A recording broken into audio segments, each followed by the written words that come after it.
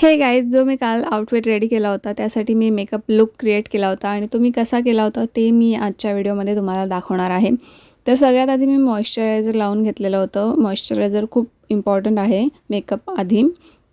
त्यानंतर मी लावलेला होता प्रायमर आणि त्यानंतर मी आता आयब्रोज करत आहे आणि यासाठी मी PACचं जेल आयब्रो किट वापरलेलं आहे. त्यानंतर मी आयब्रोला स्कल्प्टिंग केलेली आहे कारण आयब्रोज चांगल्या डिफाईन झाल्या पाहिजेत. त्यानंतर मी घेतलेलं होतं फॉरेवर 52चं 4-in-1 कन्सिलर आणि त्यातलं मी करेक्टर आधी लावून घेतलेलं आहे आणि जिथे जिथे पिगमेंटेशन असेल तिथे आपल्याला करेक्टर लावून घ्यायचं आहे. त्यानंतर मी ते ब्लेंड केलेलं आहे चांगल्या प्रकारे आणि त्यासाठी मी यूज केलेलं होतं ब्लेंडिंग ब्रश चांगला. आणि त्यानंतर मी येलो कलरचा फॉरेवर 52 त्यातलाच येलो कलरचा कन्सिलरने जिथे जिथे करेक्टर लावलं तिथे मी त्याला लावून घेतलेलं आहे. त्यानंतर मी आता शुगरचं फाउंडेशन लावलेलं आहे आणि पूर्ण फेसवर चांगल्या प्रकारे ब्लेंड केल्यानंतर जो फाउंडेशन उरला जातो तो नेकवर मी लावून घेतलेला आहे. त्यानंतर मी स्विस ब्युटीचं घेतलेलं आहे ब्लश.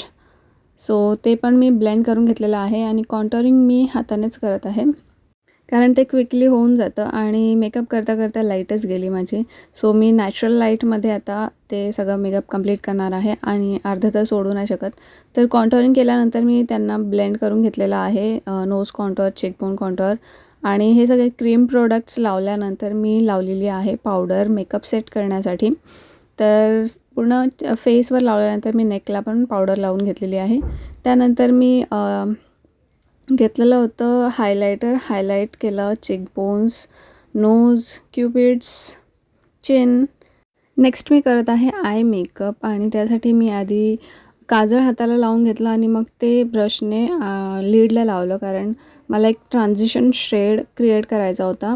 त्यानंतर मी डायरेक्ट काजळ आयलिडवर लावून ते ब्लेंड केलं. त्यानंतर मी लावलेलं आहे तिथे आयशॅडो, ब्लॅक आयशॅडो आणि त्याच्याने चांगल्या प्रकारे ब्लेंड झालं. त्यानंतर मी हायलायटर घेतला होता थोडा आणि मग तोही वर आयलिडवर लावलेला आहे पूर्ण.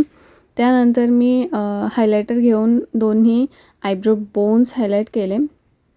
त्यानंतर लिपस्टिक लावण्यासाठी मी आधी लिप लायनर घेतला होता कलर बारचा ब्राऊन शेड आणि तो आउटलाईनला लावून झाल्यानंतर मध्ये न्यूड शेड मी ॲड केलं. त्यानंतर मी लावलेला आहे मस्कारा लावल्यानंतर माझा मेकअप कंप्लीट झालेला होता आणि तुम्ही पाहू शकता खूप छान झाला आहे मेकअप. तुम्हाला कसं वाटलं हे मला कॉमेंट सेक्शनमध्ये नक्की सांगा आणि व्हिडिओ आवडली असेल तर प्लीज व्हिडिओला लाईक करा आणि चॅनलला सबस्क्राईब करा. बाय.